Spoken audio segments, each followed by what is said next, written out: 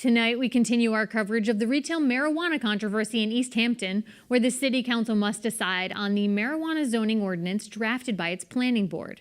Some say the buffer zone is adequate. Others say no way. Carol E. McGrath spoke with Cynthia Kwasinski, the chair of East Hampton School Committee, to hear her concerns on the issue.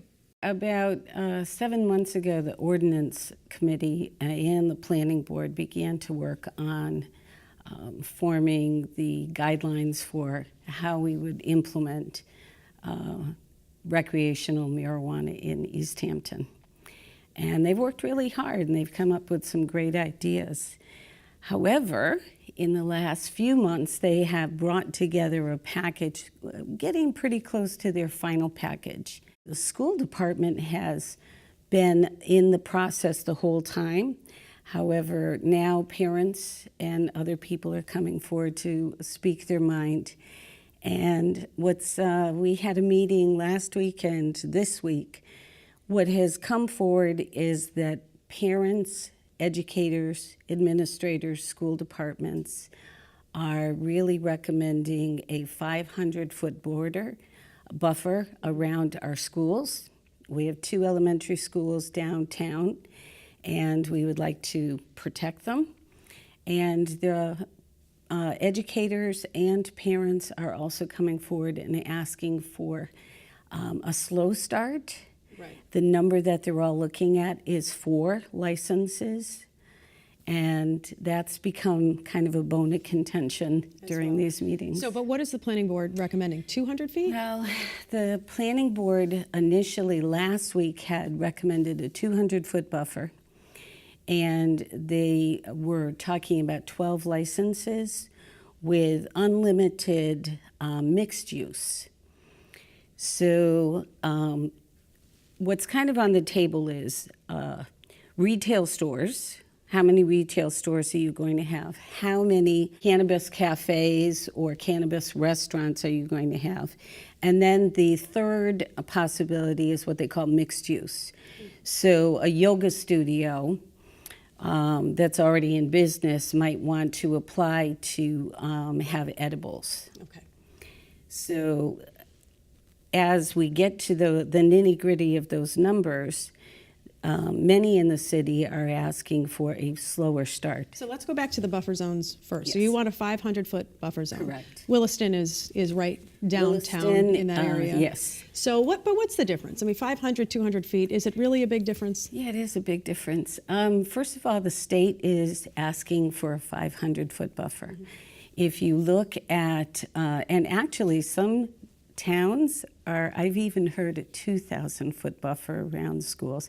And I'll explain why, but let me just start with Denver has a 1,000-foot buffer around their schools. Wow.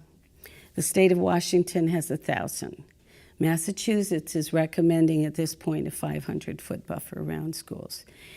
So part of the argument is that kids are passing advertisements for cigarettes and alcohol as they go to school. There's not a buffer there, so why can't they pass a cannabis facility? Right, and that's their argument. That's the argument. But I can't change the advertisement on cigarettes. That was grandfathered in. I can't change the establishments that are already grandfathered in before any of these ordinances were developed.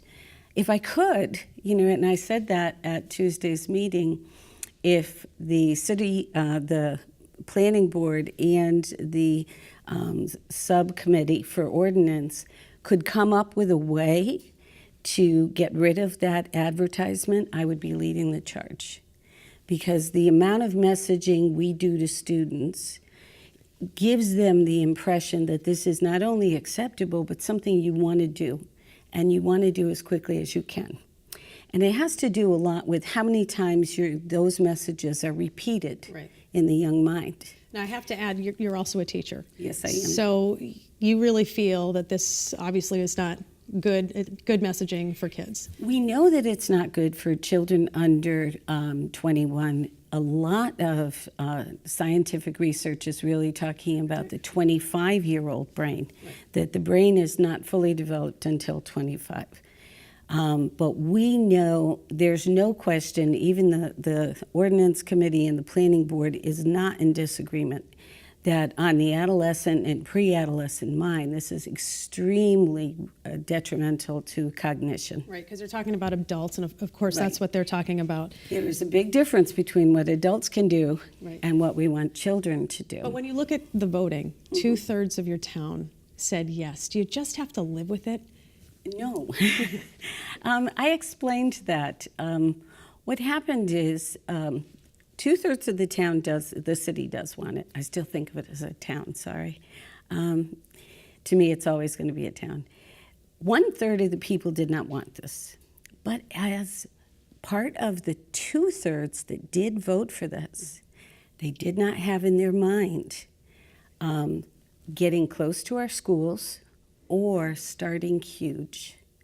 I've gone around the city and had many parents email me, stop me on the street. We have lots of conversations. What I'm hearing over and over again from people who voted for this is, I did vote for it.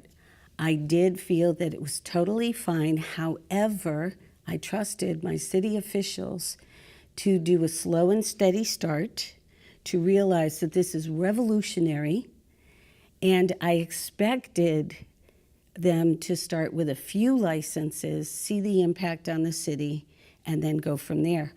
Also, these parents who voted for it expected that we would stay away from the schools. They never thought that we would begin with putting establishments anywhere within that 500-foot buffer.